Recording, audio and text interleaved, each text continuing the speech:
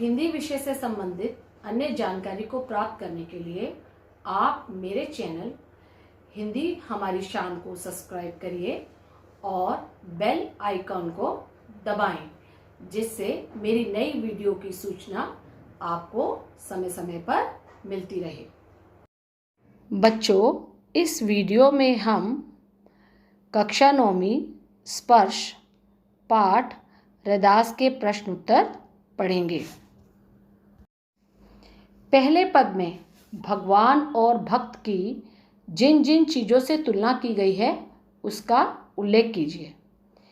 पहले पद में भगवान की तुलना चंदन, बादल, दीपक, मोती तथा स्वामी से की गई है और भक्त की तुलना पानी, चकोर, बाती, धागा और दास से की गई है। पहले पद की प्रत्येक पंक्ति के अंत में तुकांत शब्दों के प्रयोग से नाद सौंदर्य आ गया है, जैसे पानी, समानी आदि। इस पद के अन्य तुकांत शब्द छांटकर लिखिए। अन्य तुकांत शब्द निम्न प्रकार हैं: मोरा, चकोरा, बाती, राती, धागा, सुहागा, दासा, रैदासा। पहले पद में कुछ शब्द अर्थ की दृष्टि से परस्पर संबंध हैं। ऐसे शब्दों को छांटकर लिखिए। उदाहरण: दीपक, मोती, घन, चंद्र, स्वामी, बाती, धागा, मोर, चकोर, दास। दूसरे पद में कवि ने गरीब नवाजो किसे कहा है, स्पष्ट कीजिए। दूसरे पद में कवि ने गरीब नवाजो अपने आराध्य ईश्वर को कहा है, जो दीन दुखियों पर दया करने वाले हैं और उसके मस्तक पर सुंदर मुकुट सुंदर लग रहा है। दूसरे पद की जाकी ज्योति जगत को लागे ताको तू ही ढरे, इस पंक्ति का आशय स्पष्ट कीजिए।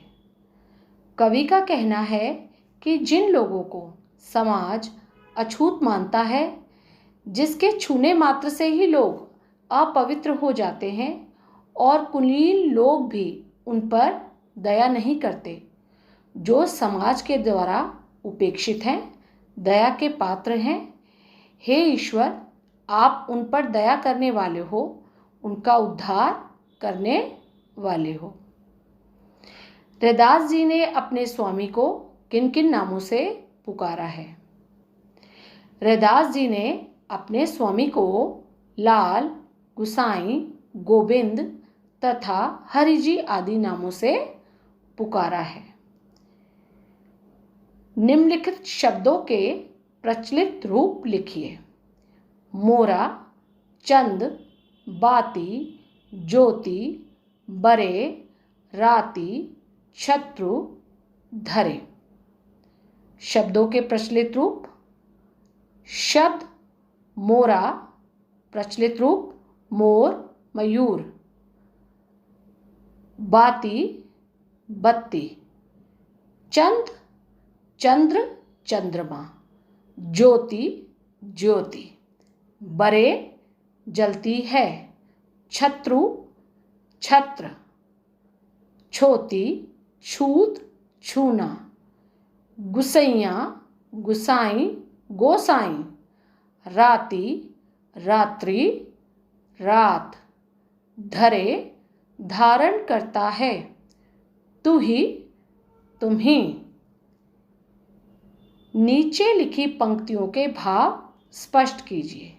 जाकी अंग अंग बास समानी, जिस प्रकार चंदन का लेप लगाने पर सारे अंग सुगंधित हो जाते हैं, ठीक उसी प्रकार ईश्वर की भक्ति पूरे शरीर में समाकर शरीर और मन दोनों को पवित्र कर देती है।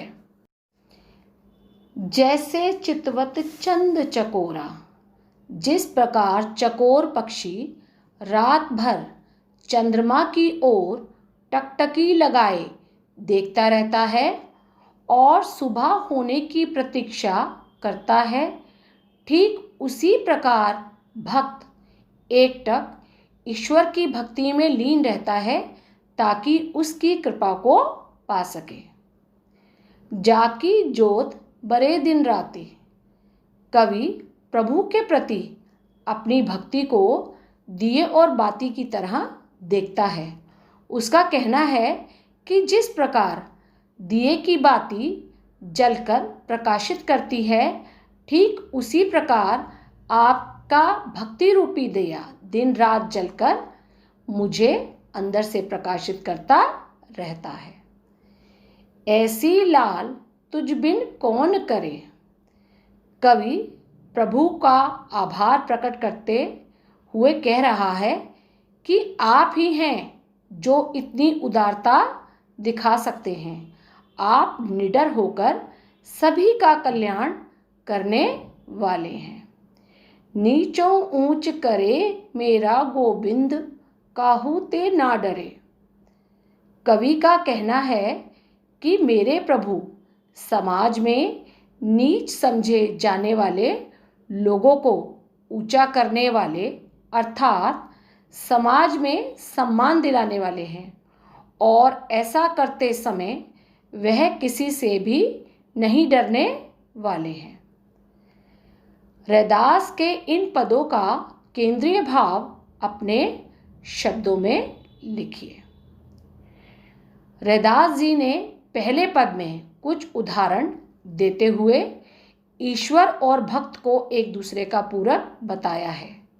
जैसे चंदन और पानी, दिया और बाती, बादल और मोर एक दूसरे के संपर्क में आने पर प्रभावित होते हैं, वैसे ही भक्त और ईश्वर एक दूसरे के संपर्क में आने पर ही आनंदित होते हैं।